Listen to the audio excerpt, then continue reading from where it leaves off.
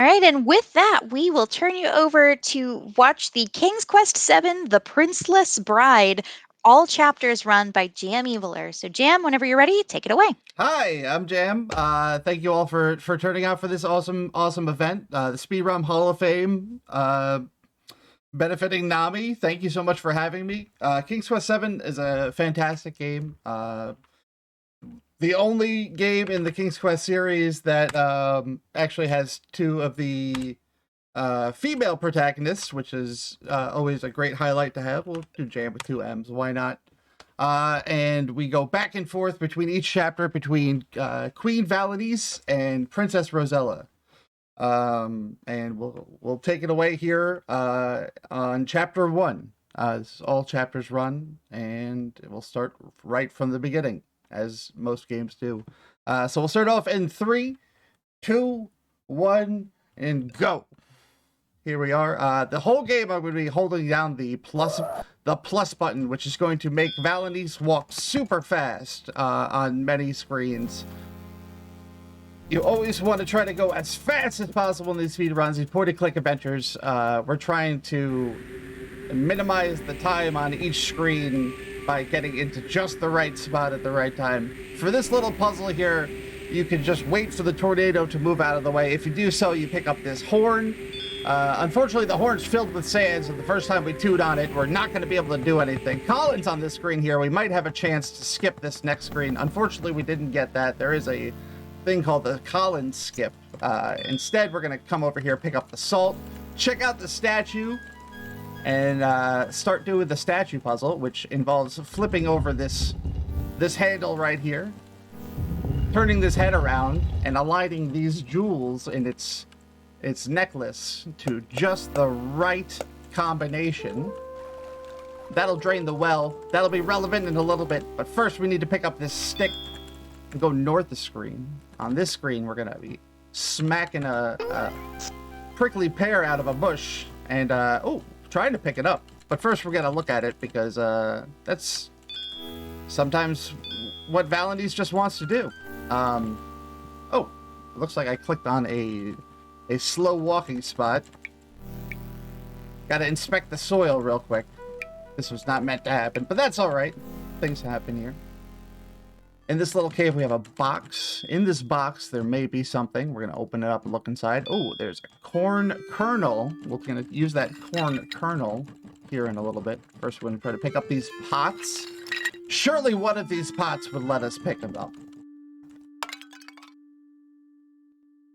This one. Okay. Get as close to the door trigger as possible, so we don't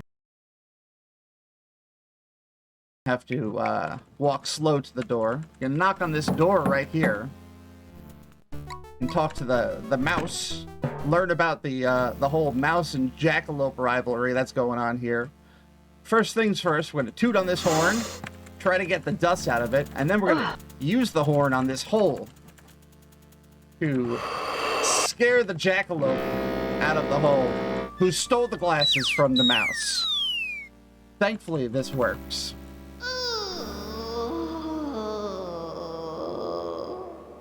Good for everyone involved except for the jackalope.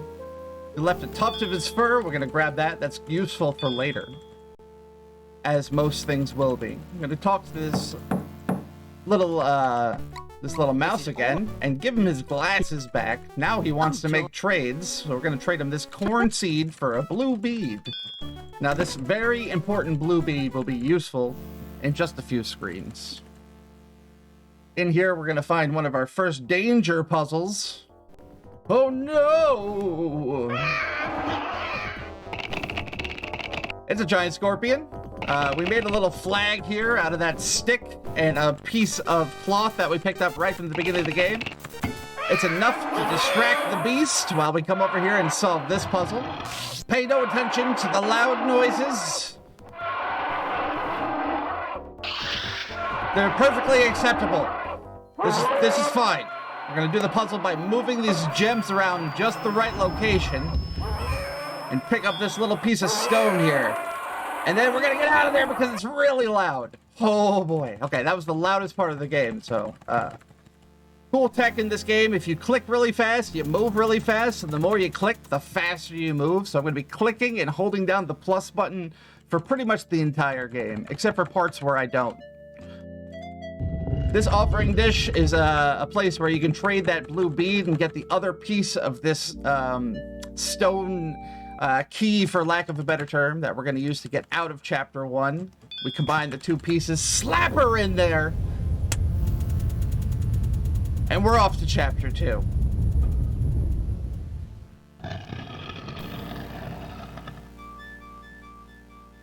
Just like that. Chapter 2 features Princess Rosella, who was pulled through the magical void into a troll kingdom, and through the process herself was turned into a troll.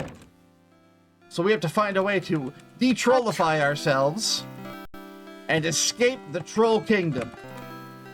First things first, leave the bedroom.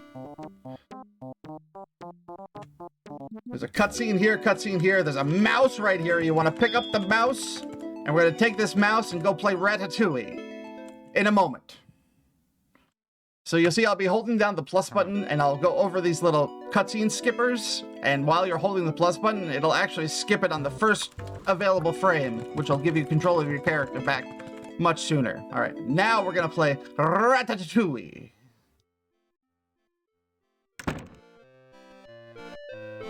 First, use the mouse, skip at the cutscene, grab yourself a golden bowl,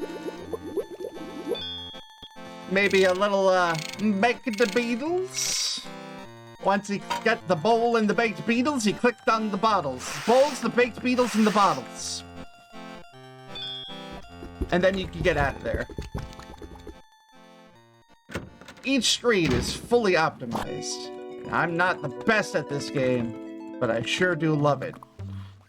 Here we're going to learn some valuable information about trolls and sulfur. Apparently it helps them sleep. Will be useful here in just a moment. Pay no attention to the men working in the background. Alright, we're going to grab this lantern. Maybe a little dish of green goo. Delicious green goo. Alright, we're going to get over here. Jump the gap. One more jump. These animation frames are delightful. We're going to pick up some sulfur. As we just learned, sulfur is very useful. And we're out. Okay, on this screen, we're going to try to do something here called Fast Spoon. If I get this just right, we'll be able to skip an animation and save the frame. Oh, no, that's not Fast Spoon. That's the slowest spoon possible. All right, well, screw Fast Spoon. That's not happening.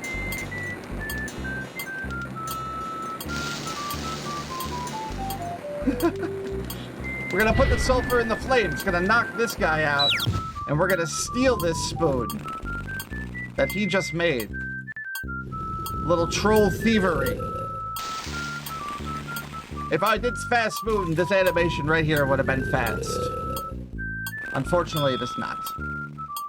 I'm gonna put the tongs back, the calipers, if you will, light up the flame, use that new fresh lantern that we got. Take the flame with you. All right.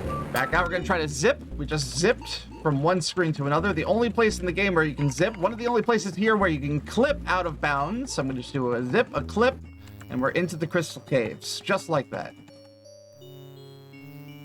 In the crystal caves, we're gonna find the crystal dragon, sad and tired, lonely, and lost his spark. Thankfully, we brought one with us. We're going to use this spark to light up the dragon, who's going to give us a gem. We're going to do another clip out of bounds here and just run across the background, because that's the fastest way to get anywhere in any game. Right. On the way back, the troll comes out from under the bridge. He was there the whole time. Back over here, we're gonna go talk to Oppie, the jewel crafter. One of the nicest people you'll meet in the game. Too bad we only see him for this one cutscene, and then we're out of there. Back over here, we're going to try to do this zip again from one screen to another. Oh, nope, did not get the zip that time. That's okay. We'll walk it. We'll get the zip, but we'll get the clip. And we're out of bounds again. Whee! So right now I'm holding the plus button down still while clicking in just the right spots to make Rosella move as fast as possible to get to this crystal dragon. We're going to take one of its scales as it promised us. And try not to get squeesh. Alright, with the scale in hand, we're going to go back out of bounds for the last out of bounds clip of the game, unfortunately. Okay. And now we have all the ingredients needed to turn Rosella back into a princess. 1 bowl of green goo. 1 silver spoon. Perhaps some baked beetles. And a crystal dragon scale. And a crystal dragon scale. Delicious. So that is Militia. Militia is the big baddie of the game. We're going to see her in just a little bit here. There's the next upcoming cutscene. Right now we're locked in a room. We're going to have to find our way out. Stacking up a few of these things will give us access to this painting. To let us out. So Militia wants nothing better than to destroy this world and the land of Etheria. And you have to find a way to stop her.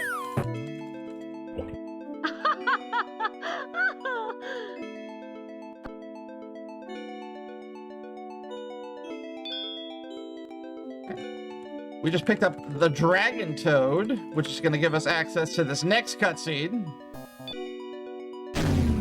in which we'll get a magical rope. This magical rope will help us escape Chapter 2. But not after doing one last zip here. We have to do this one by pausing, by going to the game menu, hitting escape, and then clicking on the door at the right time.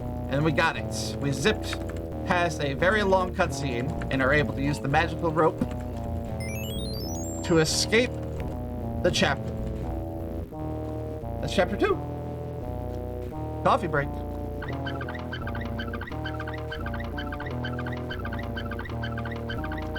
Donation break? Absolutely. Yes. All right. What we've got? That sounds great. We've got a $26.47 donation from David TKI, who says, Jam, watch out, a poisonous snake. A poisonous snake. Thanks, David. Appreciate that so much. We've also got a $50 donation from Iced1138, who says, thanks to all the runners and everyone that worked behind the scenes to put this show together. I'm very glad that you picked NAMI as the charity since it hits home to me in a few different ways. Speedrun hype! Hype? Thank you so much for the donation. There's so much time. If you have them, just keep them rolling. This cutscene, this whole area is all about cutscenes and talking to people and running back and forth, so I'll be just picking up things and jumping. All right, sounds good. Well, we do have some more information for you, including a $40 donation from Bedwell Blackburn, who says, my donation for MM Mogu attempting to clack his silverware. Thanks, Mr. Blackburn.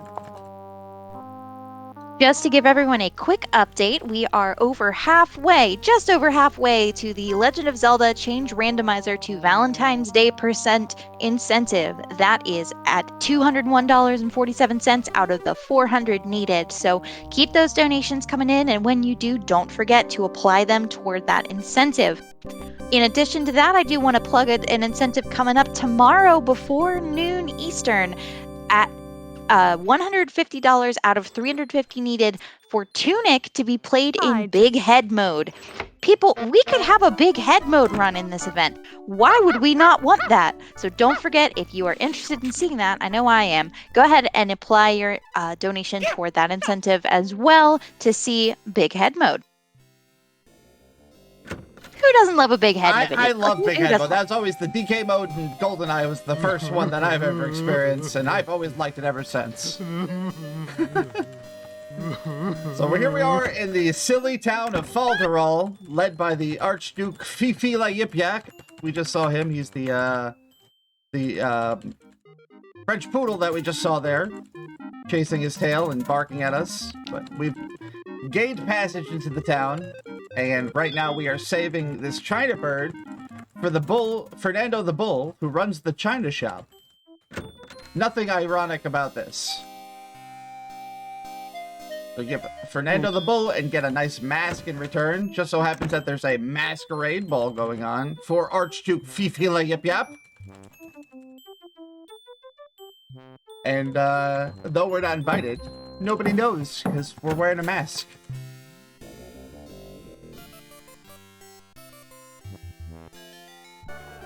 So, in the back rooms of Archduke Fifila Yip-Yap's mansion, there are these MC Escher-like stairs and some pretty killer music tones. Very jazzy. Oh yeah.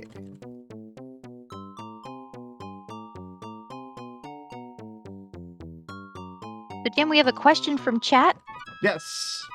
Which is your favorite King's Quest game? And if it's not your favorite, which one is the best? King's Quest VII is my favorite King's Quest game. King's Quest 1 will always be near and dear to my heart, but King's Quest VII was the one that really entranced me and got me into point-and-click adventures, and this was like the first speedrun project I ever ran, so even for that sake, routing this game and playing it for countless hours has really changed my perspective on speedrunning point-and-click adventure games as a whole. So yes, I'm always going to say 7's my favorite. 6 is really, really good too as a casual playthrough. Great question though, thank you.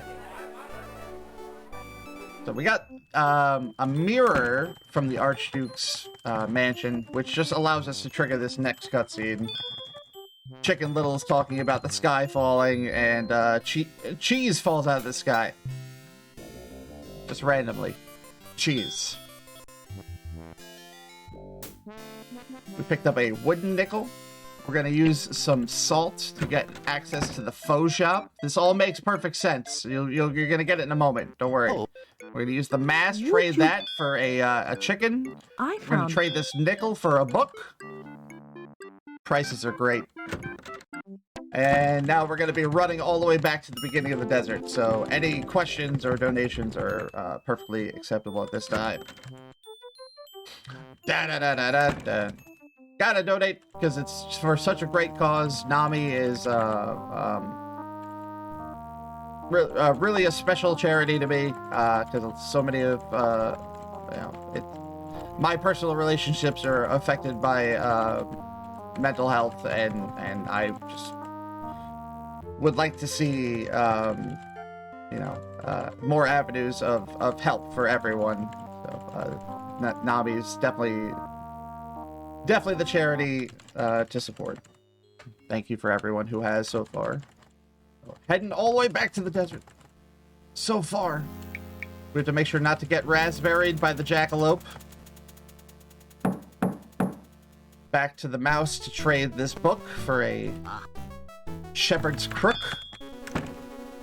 Everything that he trades rhymes. Thankfully, we have something useful to trade with him.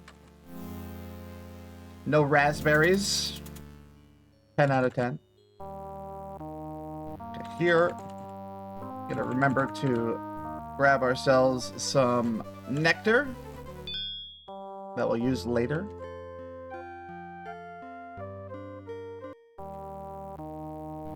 We'll save the deer in a tree in the next chapter. They can hang out to the next chapter. You can start that whole process now, but you can't finish it until chapter 5. So we leave that for the next little run here. He just looks so peaceful and napping, you know. Don't disturb them. All right, here we are at the end of chapter. Is this 3? Chapter 3. We're going to use the shepherd's crook to pull the cheese from the fountain.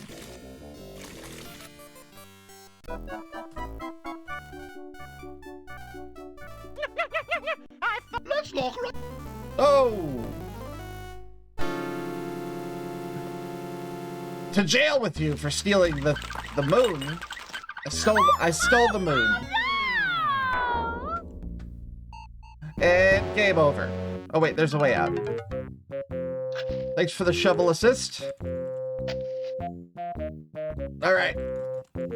This is some long, slow animations here. We have to talk to this gravedigger 3 times. If we don't talk to him on the first frame, after he's done talking, he'll do another cycle of animation, which makes it even slower. Ow, like that. Oh. So slow.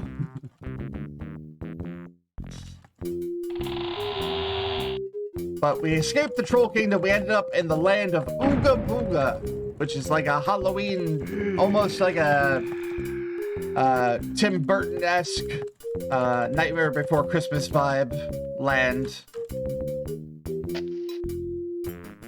Okay, we have to talk to him 3 times. And here we're introduced to the little hooligans of Ooga Booga who live in a pumpkin, and we need to try to get into their pumpkin by going up this elevator. There's a 50-50 chance that every time you come on that screen, that elevator will be there. Thankfully, we got it on the first available try. And we grabbed some bones from the pumpkin. There's the other hooligan. Skip that cutscene. This is Dr. Mortimer Cadaver. He's at your service. We're gonna help him out by giving him a new backbone, you see. He sadly gave his for science. He gives us a box of stuff The branch shaped like a snake is that we're gonna trade to these little guys in exchange for a rat. Not just any rat, the Gravedigger's rat.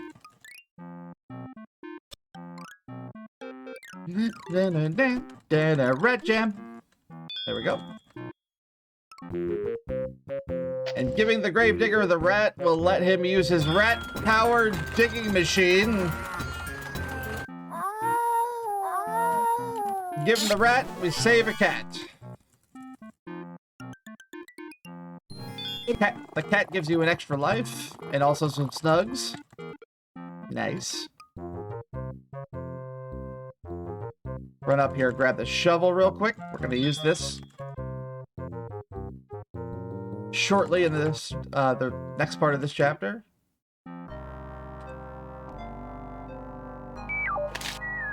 Oh, that's not nice. Halloween just happened. It's too late.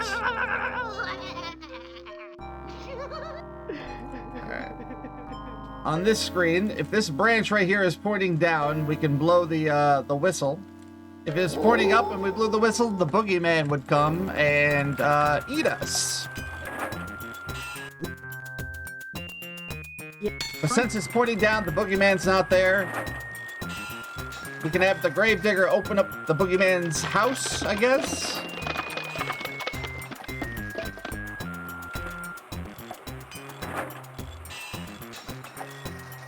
Which we know contains the true Troll King. Skullbat Spider. The same combination as my luggage.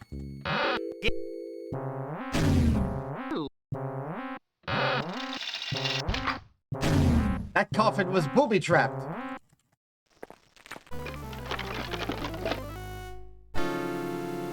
Oh no!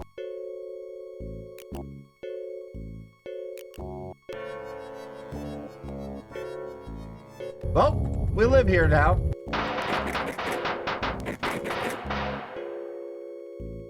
Thankfully, there's a way out. Do you have... We'll give him the Dragon Toad. In his bracelet is a little Dragon Toad battery, I guess? Say...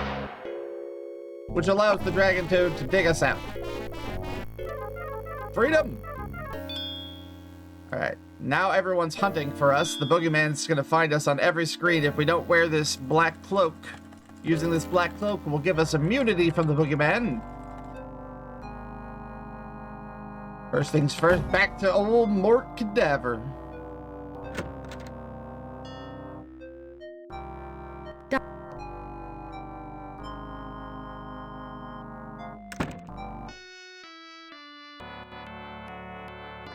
Coming up is one of the other terrible parts of RNG in this run. It is the dog, Malicious dog, Precious? Cuddles. Malicious dog Cuddles. Will be barking. May or may not be barking when we get to Malicious house. If it's barking, we can't enter. We have to reset the screen, and that costs like 6 to 8 seconds every time. So we're hoping that Malicious dog is not barking.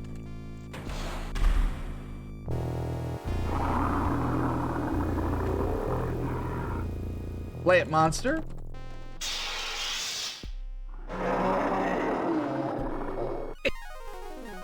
Taken care of. Easy. We're gonna use that spray here again in a moment. Oh. And gargoyles. Oh, that's a dog. So, alright, Malicious dog is barking. We have to go back to this screen to reset it. And nope. 50-50 chance every time. Let's see. No dog. Alright, no dog. 3. Third dog. And we have to do this with both characters. Once as Rosella, once as Valenice. Pumpkin and dog twice. Boogie RNG. And then, of course, at the end of the game, in Chapter 5, it's the horse RNG. The absolute worst. More of that to come here in just a moment. Okay. We're in Malicious house. We're good. Making some pancakes with TKS. Alright, so there, we're gonna spray the doggy.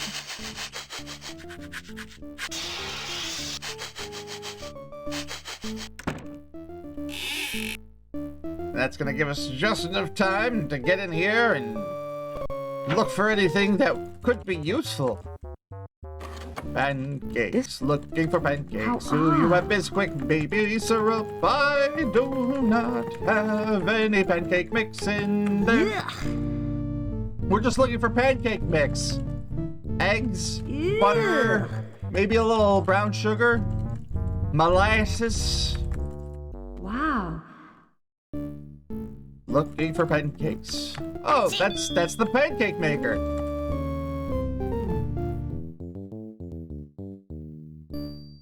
Nobody will ever know we were here.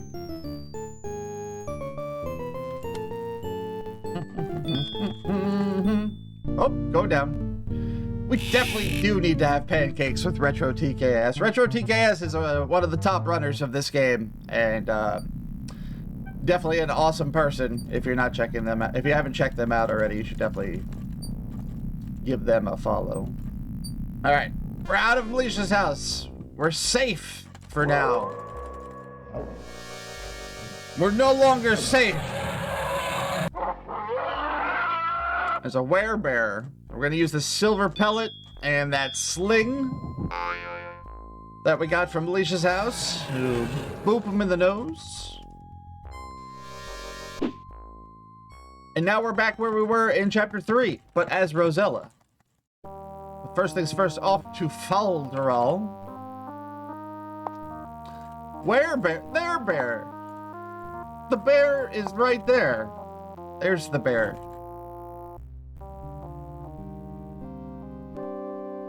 Ba ba ba ba ba ba ba ba ba ba. Coffee break. Skip. Alright. Back in Falderall. Fupula Yip Yap. Keeping himself entertained, as always. Don't bite your tail! Oh, he bit his tail. That's fair. Immediately break into his house.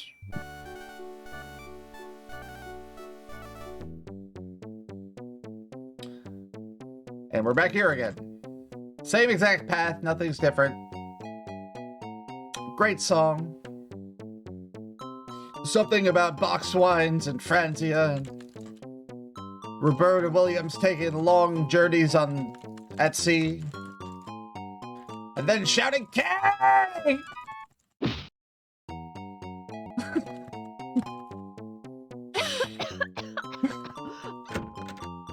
Alright, we're in.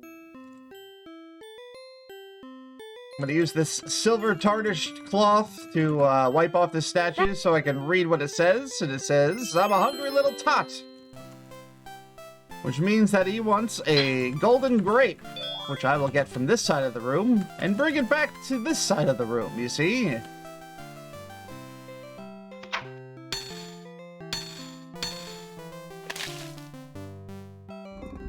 Okay. That half opens the passage. We're going to use this wand here to turn this beetle back into a troll. This is the real Troll King. He'll open the path for us, but we need to use this this wand later. So we need to swap it from T for troll to F for something else. Dee-dee-dee-dee. All right. And that is the end of Chapter 4. We are on to Chapter 5. You are tasked with returning the moon back to orbit. By doing so, you will be set free. So we take the rubber chicken and launch the cheese. Da-da-da-da-da-da. And that was it. That's... You are clear of any crimes. What a silly place. There is a feather left behind by the chicken. We're gonna grab that. Do one more thing here in Falderall. Braid this mirror. And we're done. This is the last time we're gonna see this place. Say goodbye to Falderall. See ya. Alright, now Valise is cruising. We're approaching top speed. Meow.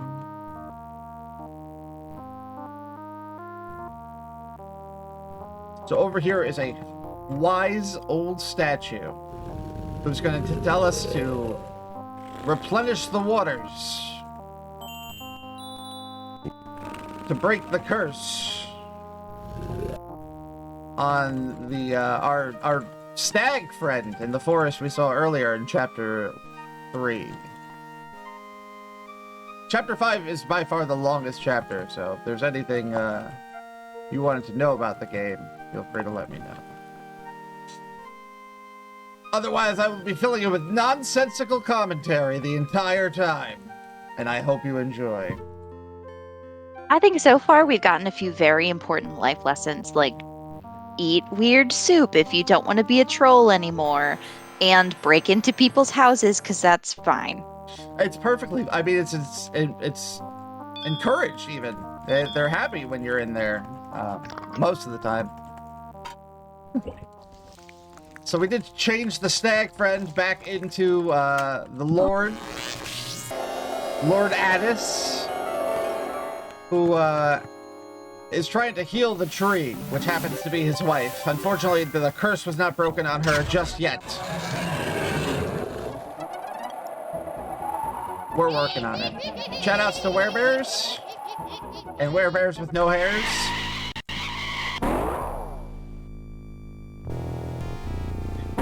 This is why we saved Addis. So we can gain passage into Ooga Booga as Valanice.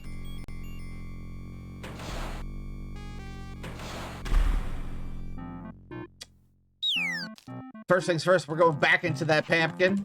Same RNG table, 50-50 chance each time we enter the screen. To get into the pumpkin, not this time. Pumpkin, please.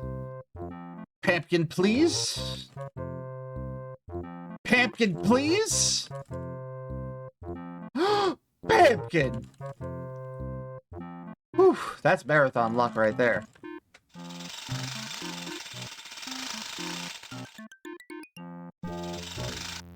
It's like flipping a quarter and it landing on its side.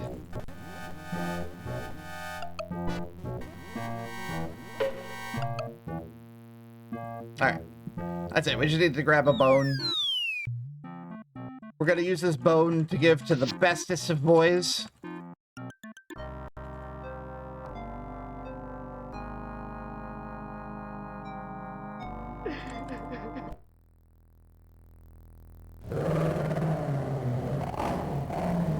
He sounds like a big meanie, but he's really a softie at heart. No bad guy in the history of any video game has blue eyes.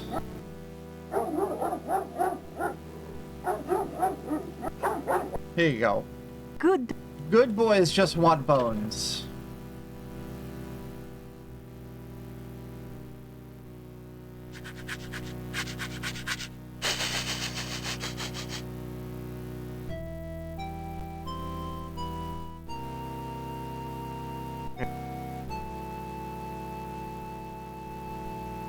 So right now we're befriending this beast in order to get this medallion that we're going to give to the headless horseman's wife. This is the headless horseman's dog, and the headless horseman's wife is the one grieving at the grave over here of the headless horseman. Oh.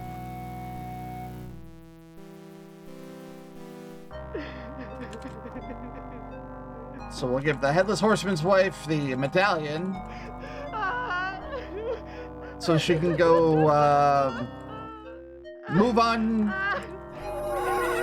to the afterlife of the afterlife.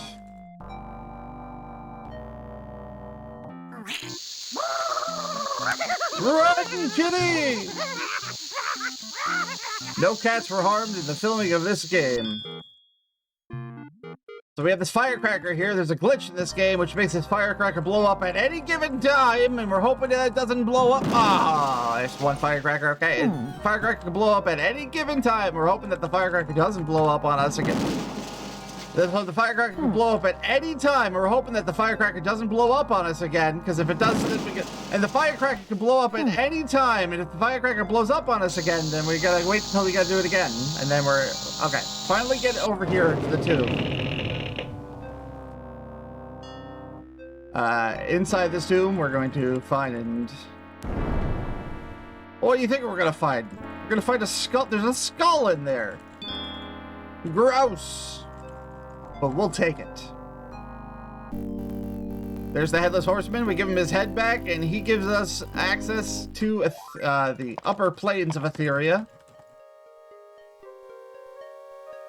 We now have access to fast travel. Each one of these rainbows up here travels to a different portion of the game.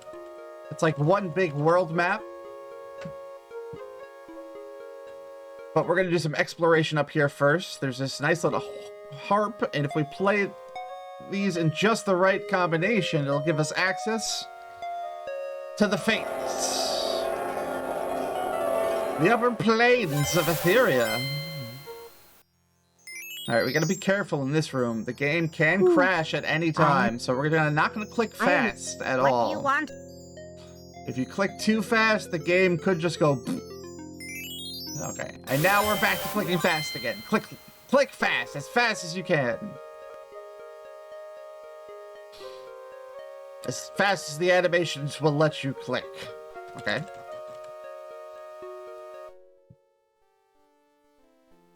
Now we're heading up the mountain. This is the location of the worst RNG in the game, but we're not quite there yet. The next time we're up here, we're gonna be cursing a certain horse. But for now, we just gotta grab some ambrosia.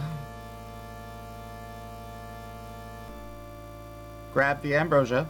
Okay. Now we're good. Doesn't matter what happens. As long as we get the ambrosia. The curse. Curse of Sirocco. Yes, one of the wind spirit Sirocco in the form of a white horse, white ethereal horse, will come and ruin your day. Alright. We have the ambrosia. We're gonna go back to Ooga Booga real quick, because we're feeling a little tired. I think it's time for a nap. So, the only place to really nap in the game is back at the doctor's place. He has a nice couch. Really, really comfortable.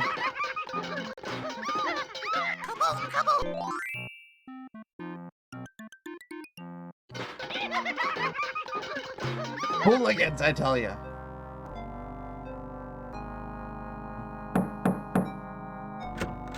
Dr. Cadaver, we've never met, but may I take a nap on your couch? This is literally the first time we've met. I'm just like, hey, doctor, can I sleep here? He's like, sure. No problem. Please do. Thank you. Here you are. Now fast asleep. We'll go to the dreamland. We'll skip cutscenes as fast as we can.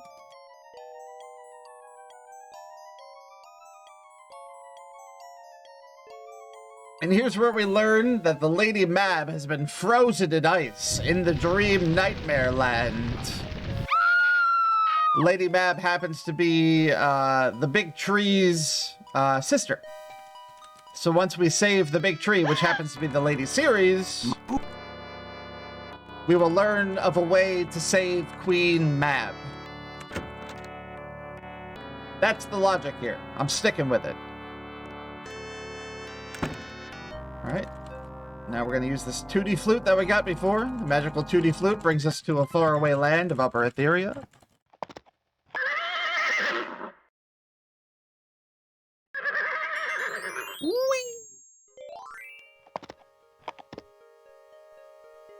And we're going to immediately go back down, this time to where the Chapter 3 Falderal area is.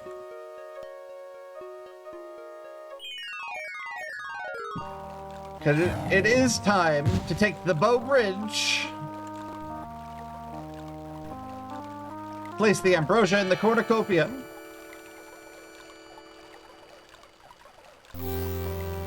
and obtain the Sacred Pomegranate. Oh, take the Bow Bridge. Good. There we go. All right, save the tree, which happens to be the Lady Ceres. She tells us of a way to save Queen Mab.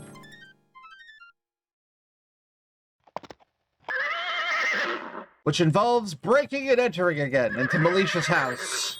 That wasn't so bad. The first time, we're doing it again. So here we're hoping for, once again, no cuddles RNG. No dog at Melicia's house. Let's go. Schwum. Here we go. No dog. Oh, we got dogs. Okay, one dog. One dog. That's not bad. We'll take one dog.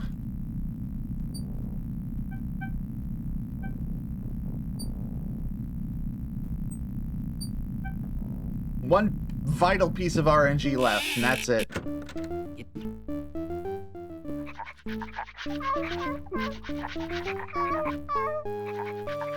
Look at that dog. Look at that cuddle self. So cute. So cute.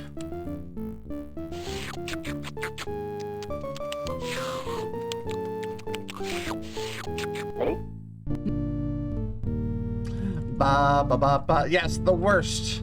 So the horse at the end of the game. The horse could take 8 seconds to appear, or it could take 40-something seconds to appear. It's the difference of almost a whole minute.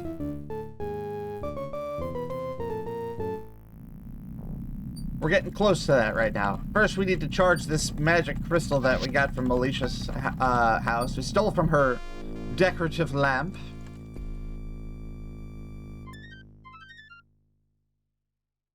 And the only place that we can charge this light crystal is in the Temple of the Desert. So we're back to chapter 1. This game really has you going all over the place at the end.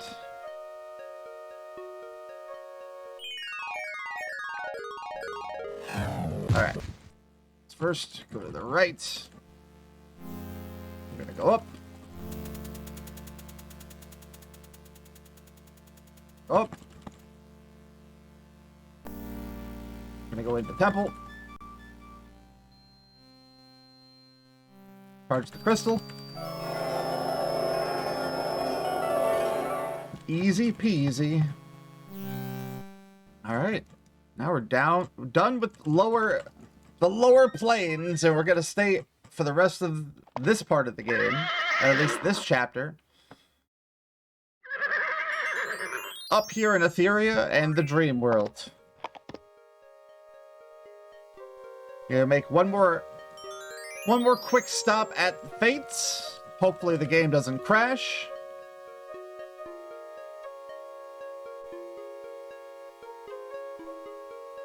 The Fates are gonna give me this magic dream catcher, which will gain me access to this cave at the top of the mountain.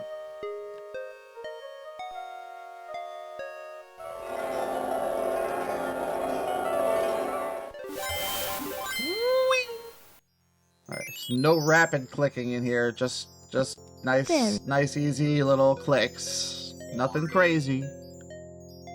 Get the item. Get whisked away. Alright. And we're off. I can click rapidly for pretty much the rest of the game.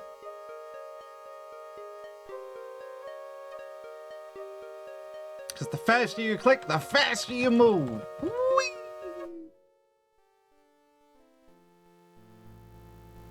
Up, up, up, up, up, and away.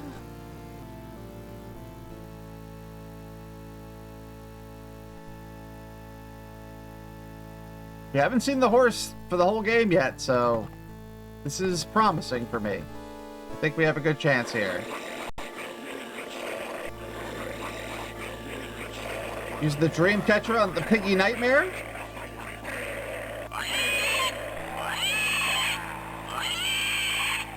Bye, piggy.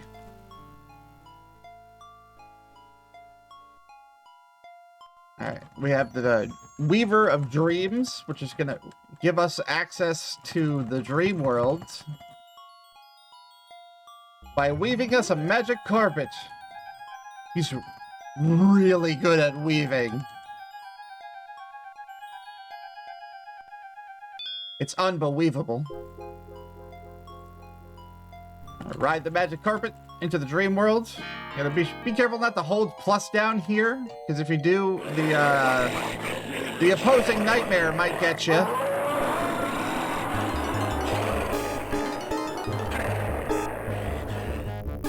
Let them duke it out, and then you're off to the rest of the dream. Here we're gonna save Queen Mab by using our charged up crystal.